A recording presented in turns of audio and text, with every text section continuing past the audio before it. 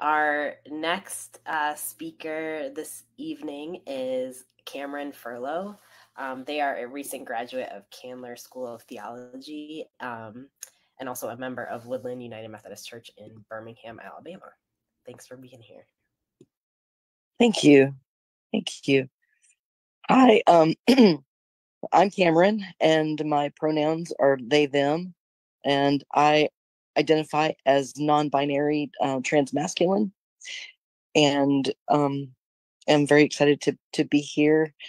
It sounds like Jay and I have a good bit in common in terms of our background and our experience. I was also raised a Southern Baptist, and as a person assigned female at birth, it was very, from an early age, I got used to hearing what I could not do.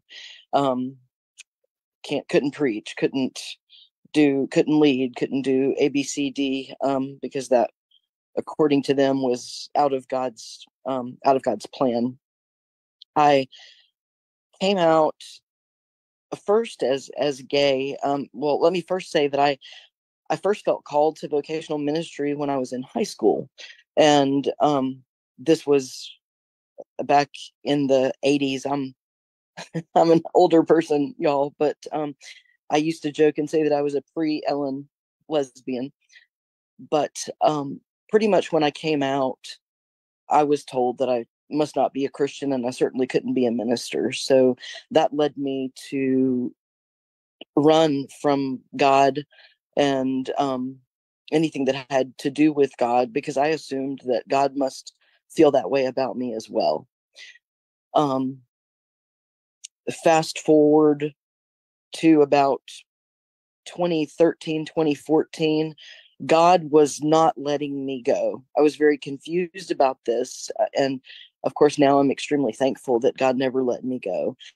But back in about 10 or 11 years ago, I assumed that this meant that I was supposed to do the ex-gay ministry, that I would commit myself to celibacy, and just, if I prayed hard enough, perhaps God would make me straight. All that wound up happening was I just continued to run into people in that faith tradition that were basically telling me what I wasn't qualified to do and spaces that I couldn't be in, which led to a lot of depression and a lot of frustration. I reached out to a friend of mine because I was kind of thinking about ending it all, because I was just very confused. I couldn't reconcile my faith and my attraction, any of it.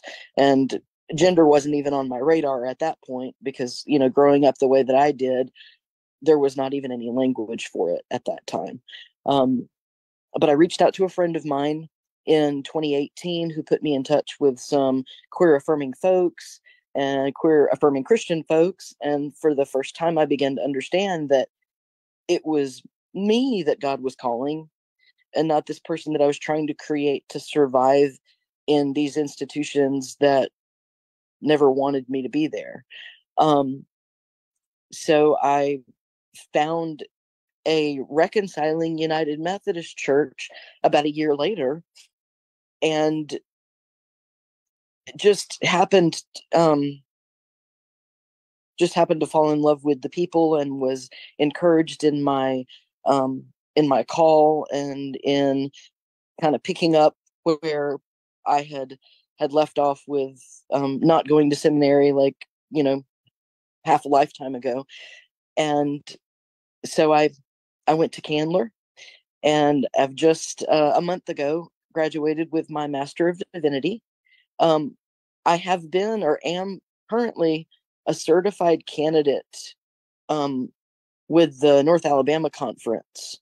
But last year, after conversations with some of the folks affiliated with the Board of Ordained Ministry in my conference, knowing that I'm out, knowing that I'm queer, non-binary, transgender, they suggested that I self-defer for a year, and the deferment would basically put a pin in my ordination process, which effectively is what it did. I am still a candidate, but I haven't moved any farther in that process, because they were not going to let me through as an open and out person.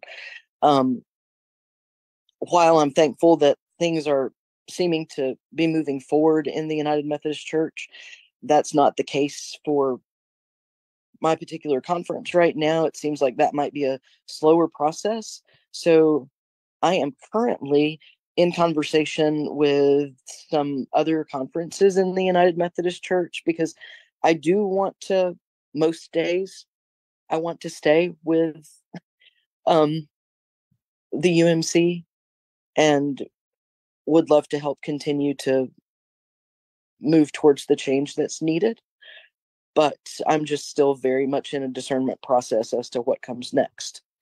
But I am thankful that God never let go of me, and that God communicated to me very clearly that it's me as my queer, non-binary, quirky, weird, middle-aged self that God has called, and not any of the masks that I was pretending to wear to try to survive. So extremely thankful for that. Thankful for being here with y'all. I think that's it.